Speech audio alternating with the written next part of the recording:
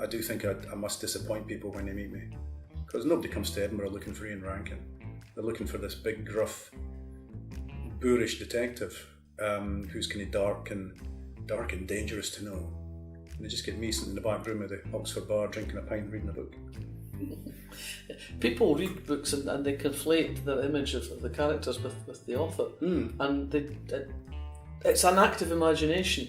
Although you might draw on some of the facts of your own experience, what you do with them in the process of imagination is you transform those facts, you make them work for you in a different way.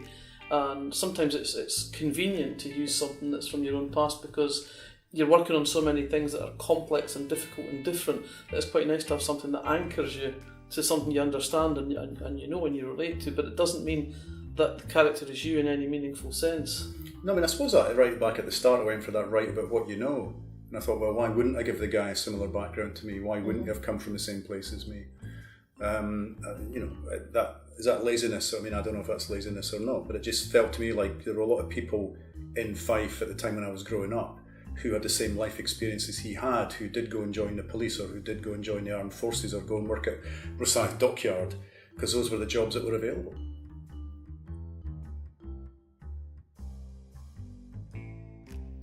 Well, the first person who looks at my manuscripts is my wife, and she picks up on a lot of stuff. I mean, in the latest one, I had a murder in a hotel room in 1978 in Edinburgh, and there was a key card, and she went, they wouldn't have had key cards in 1978. She just knows this stuff, you know.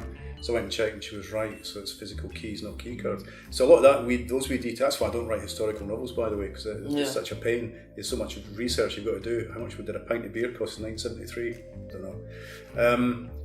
So a lot of that stuff does get picked up, but yeah, I mean, I get, people tweeting me and saying, oh, there's not a footrest at the front of the Oxford bar, or that bus doesn't quite go to there, or that road's been shut for the last 2 years. The problem with writing about a real city in real time.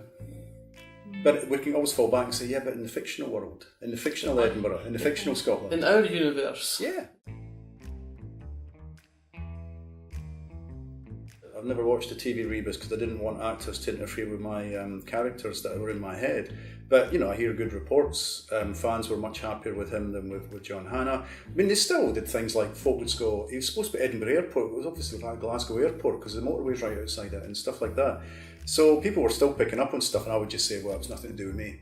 I didn't write it or direct it, sorry. They even made him a Hibs fan, which he's not in the books. But they did it only to have a laugh at him because actually Ken Stott's a Hearts fan. That's the only reason he did it. He's not actually a football fan at all. I was trying to steer clear of all of that in the books. Siobhan's a Hibs fan. No, but your dad was he worked... My dad was a scout for Wraith Rovers. My dad discovered Jim Baxter. He discovered him for Crossgate's Primrose and signed him for Wraith Rovers, and of course he went on to have his meteoric career at Rangers and for Scotland.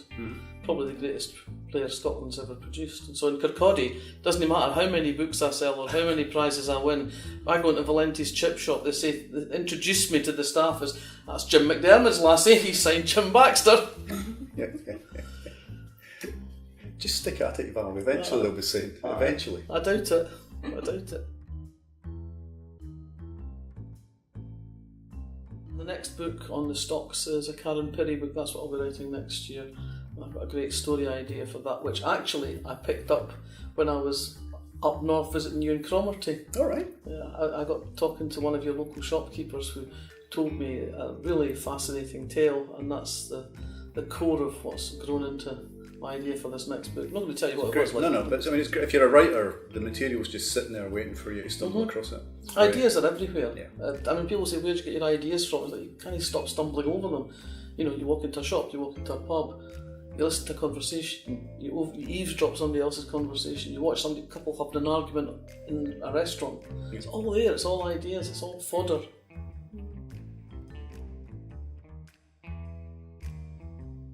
I discovered when I started writing full time that I can't write 2 books with the same central character back to back because I'm bored with them. I have a very low boredom threshold. I couldn't do what you do. I certainly couldn't have done what Sue Grafton did, start with A and work her way through the alphabet. But what's she up to now? She's doing next year's Z.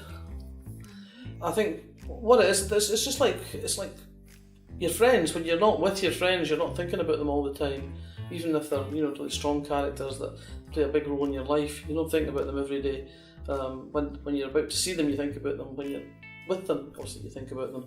But when you're not with them, they're sort of out of sight, out of mind mostly. The same with the characters. If I'm not actually writing them, I'm not thinking about them.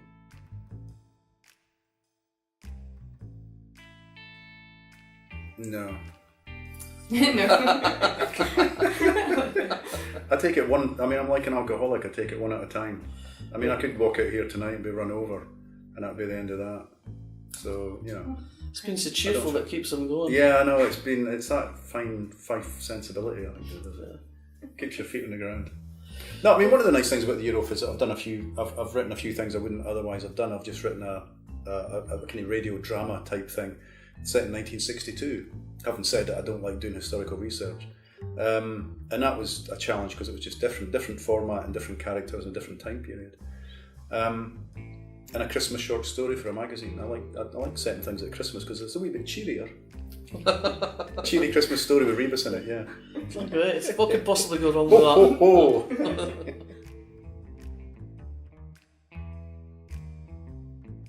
I haven't been the captain of the Scotland team for the last 3 years, and we've been in this downward trajectory since I took over. I think I might have to give up that. I might give that up and get some fresh blood in there, if not ringers. I think ringers have been been talked about. We have been discussing that. And I'm determined that Scotland's going to win this year. I'm part of a band now, Fun-Loving Crime Writers, and we'll be doing a performance at Bloody Scotland. So our debut is at the Edinburgh Book Festival on the 23rd of August. It's free. It's first come, first served in the Spiegel tent, and there's 5 or 6 of us, depending on how you count it.